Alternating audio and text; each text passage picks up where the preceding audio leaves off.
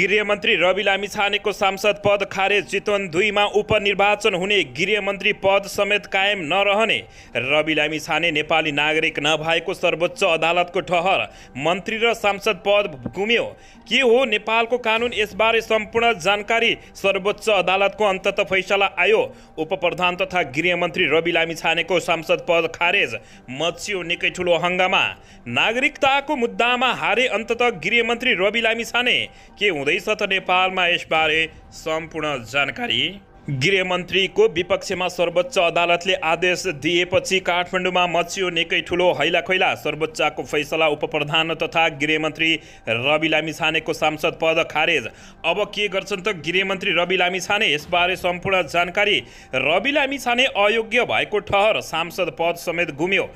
गृहमन्त्री रवि लामिछानेको सांसद पद खारेज भएपछि नेपाली जनताहरू सामाजिक सञ्जालमा निकै भई आक्रोशित। रवि लामिछाने नेपाली नागरिक नभएको सर्वोच्च अदालतको ठहर। मन्त्री र सांसद पद गुमेपछि मच्यो निकै ठुलो हंगामा। पार्टी बलियो बनाउनु जुट्यो एकीकृत समाजवादी पार्टी। यस्तो छ कार्ययोजना, यसबारे सम्पूर्ण जानकारी। ई सेवाको म्यानेजर हुँ भन्दै 16 लाख ठगी गरेको अभियोगमा पक्राउ। मृतक प्रेम प्रसादकी पत्नी नानुकाले प्रहरीमा दिन 12 कसुरदार विरुद्ध उजुरी। क्यानले 28 खेलाडीलाई बन्द प्रशिक्षणमा बोलायो। सन्दीप लामिछाने अटाएनन्। नेपाली महिलालाई कुवेतमा पुर्याएर 900 दिराममा बिक्री गर्न 1 जना पक्राउ। प्रेम प्रसादको परिवार सामु गृह मन्त्रालयको प्रतिबद्धता पदमा रहे पनि नरहे पनि न्याय दिलाउँछु। र राष्ट्रिय सभा उपनिर्वाचनको निर्वाचन 23 माघमा। माओवादीले भन्यो राष्ट्रिय सहमति भनेपछि काङ्ग्रेस र एमाले कुनै पनि नाममा हुँदैन। राष्ट्रपतिमा राष्ट्रिय सहमति गर्नुपर्ने नेकपा माओवादी केन्द्रको निष्कर्ष। स्वास्थ्य क्षेत्रबाट बजेट बढाउने तयारी भएको स्वास्थ्य राज्यमन्त्रीको अभिव्यक्ति। गृहमन्त्रीको अन्ततः भयो हार। रवि लामिछाने नेपाली नागरिक नभएको सर्वोच्च अदालतको ठहर। मन्त्री पद र सांसद पद गुमेपछि नेपाली जनताहरूको सामाजिक सञ्जालमा निकै ठुलो आक्रोश। अब हेर्नुहोस् पुरा समाचार। दर्शकबिन, अन्ततः रवि लामिछानेको सांसद पद खारेज भएपछि नेपालैभरि हंगामा मचिएको छ। दर्शक महानुभावहरू, के तपाईहरूले रवि लामिछानेलाई बचाउन चाहनुहुन्छ? यदि रवि लामिछानेलाई बचाउन चाहनुहुन्छ र अमेरिका पठाउन नदिनको लागि सरकारलाई दबाब दिन चाहनुहुन्छ भने दर्शक महानुभावहरू यो भिडियोलाई 3 करोड नेपाली सामु सक्दो सेयर गर्नुहोला। र रवि लामिछाने दर्शक महानुभावहरू यति बेला नेपाली नागरिक नरहेको र रवि लामिछानेको गृहमन्त्री पद समेत खारेज भएको सर्वोच्च अदालतले बताइदिएको छ।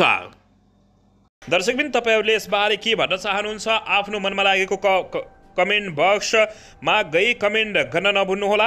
सर्वोच्च अदालतले उपप्रधान एवं गृहमन्त्री रवि लामिछाने नेपाली नागरिक नभएको निकै ठहर गरेपछि यति बेला अब उनको के हुन्छ भनेर जताततै हैलाखैला मचिएको छ। सर्वोच्च अदालतका कामु प्रधान न्यायाधीश हरिकृष्ण कार्की नेतृत्वको संवैधानिक इजलासले शुक्रबार अन्तिम सुनवाई गर्दै रवि लामिछानेले नेपाली नागरिकता त्यागिसकेकाले उनलाई नेपाली भन्न नमिल्ने अन्तिम फैसला गरेपछि गृहमन्त्री रवि लामिछाने यति बेला निकै तनावमा परेका छन् भने सामाजिक सञ्जालमा चर्को आलोचना भएको छ। मुद्दाको सुनवाईका लागि सर्वोच्च अदालतले कामु प्रधान न्यायाधीश हरिकृष्ण कार्कीको नेतृत्वमा संवैधानिक इजलास गठन गरेको थियो। इजलासमा कामु प्रधान न्यायाधीश कार्की र न्यायाधीशहरूमा विश्वप्रसाद श्रेष्ठ, ईश्वर प्रसाद खतिवडा, आनन्द मोहन भट्टराई र अनिल कुमार सिन्हा रहेका छन्। सर्वोच्च अदालतको संवैधानिक इजलासमा बुधबारबाट रवि लामिछाने विरुद्धको मुद्दाको बहस सुरु भएको थियो। बुधबार मुद्दाको बहस नसकिएपछि शुक्रबारका लागि हेर्दैमा राखिएको थियो। आजको बहसमा रवि लामिछाने पक्षका केही कानुन व्यवसायीले बहस गरेका थिए भने रिट निवेदनका कानुन व्यवसायीहरूले जवाफी बहस दिएका थिए। यसैबीच यसअघि गत पुस 22 गते अदालतले माघ 11 गतेका लागि पेशी नतोक्ने गरी मुद्दाका रूपमा राख्न लगाएको थियो। दर्शकबिन, अमेरिकी नागरिकता लिँदा नेपाली नागरिकता नत्यागेको र अमेरिकी नागरिकता त्याग गरेपछि पुनः पुरानै नेपाली नागरिकताको प्रयोग गरी दल दर्ता तथा प्रतिनिधि सभामा उम्मेद्वार बनेको भन्दै उजुर विरुद्ध रिट परेको थियो। अधिवक्ता रविराज बस्यौला, युवराज पौडेल लगायतले राष्ट्रिय स्वतन्त्र पार्टीका सभापति समेत रहेका गृहमन्त्री रवि लामिछानेले प्रतिनिधि सभा सदस्यमा निर्वाचित भएको योग्यताबारे प्रश्न उठाउँदै रिट निवेदन दायर गरेका थिए। मङ्सिर 4 मा सम्पन्न निर्वाचनबाट चितवनको क्षेत्र नम्बर 2 बाट प्रतिनिधि सभा सदस्यमा निर्वाचित रवि लामिछानेले पुस 11 गते उपप्रधान तथा गृहमन्त्री बनेका हुन्। दर्शक महानुभावहरू, गृहमन्त्री रवि लामिछानेको पद खारेज भएपछि अब चितवन क्षेत्र नम्बर 2 बाट उपनिर्वाचन हुन सक्ने निकै ठुलो आकलन गरिएको छ। दर्शक महानुभावहरू, यसबारे तपाईहरूले के भन्न चाहनुहुन्छ? नागरिकता प्रकरणमा रवि लामिछाने ढोसी ठहर भएका छन्।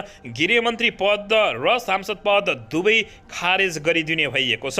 दर्शक महानुभावहरू, गृहमन्त्री रवि लामिछाने विरुद्ध यति बेला निकै दुःखद खबर आएको छ। यो भिडियोलाई सबै नेपाली सक्दो शेयर गरी पुर्याउन नभुल्नुहोला।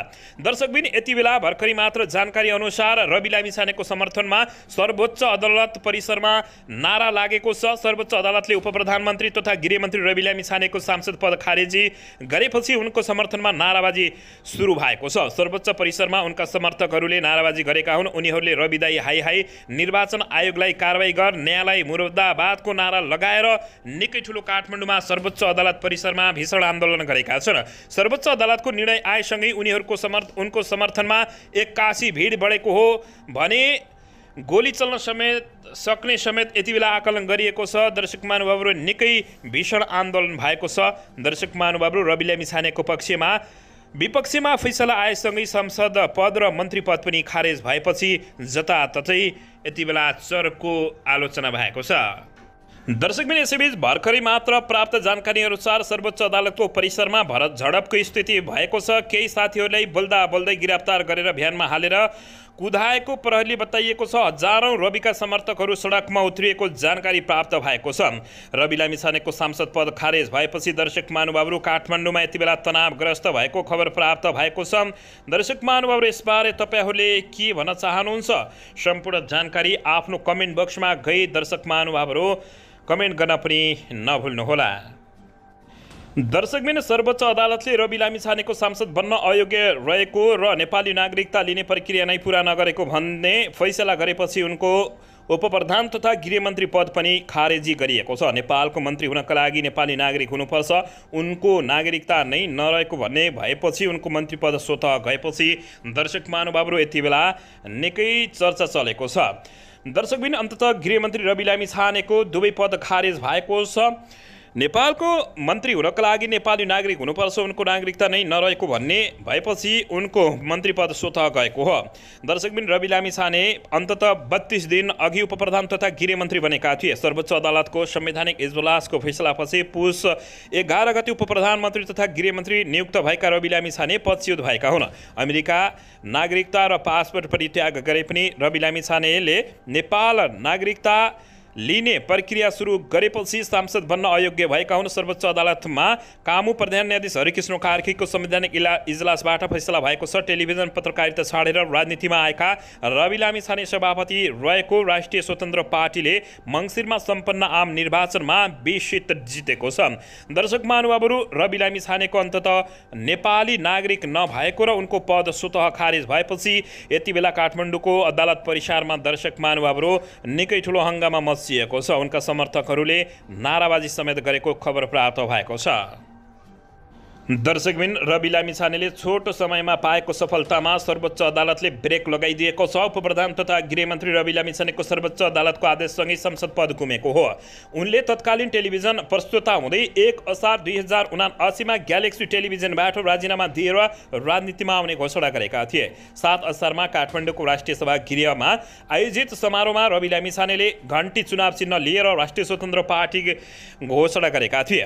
यसैबीच नयाँ पार्टी घोषणा लगत्तै रवि लामिछाने देश दौडामा लागेका थिए। प्रदेशको चुनावमा भाग नलिने घोषणा गरेका उनले छोटो समयमै देशभर संगठन निर्माण गर्न पुगेका थिए। प्रतिनिधि सभाको चुनावका लागि उम्मेद्वार छान्न उनले अनलाइन आवेदन मागेका थिए। 4 मङ्सिरको चुनावपछि गृहमन्त्री रवि लामिछाने नेतृत्वको पार्टीले कति सिट ल्याउला भन्नेमा जनचासो निकै बढेको थियो। ठुला पार्टीका ठुला नेताहरू टेलिभिजनमा कराए जस्तो राजनीति सजिलो नहुने भन्दै रविलाई यति बेला गिज्जाइएको बताइएको थियो। रविले पार्टी गठन गरेको 5 महिनामा भाग लिएको आम निर्वाचनमा प्रत्यक्षतर्फ 7 र समानुपातिकमा 13 गरी प्रतिनिधि सभामा 20 सिट जितेर देखाइदिएका थिए। अन्ततः यो देखाइले नेताहरू आत्तिएको हुन सक्ने समेत धेरैले ठहर गरेको जानकारी प्राप्त भएको छ।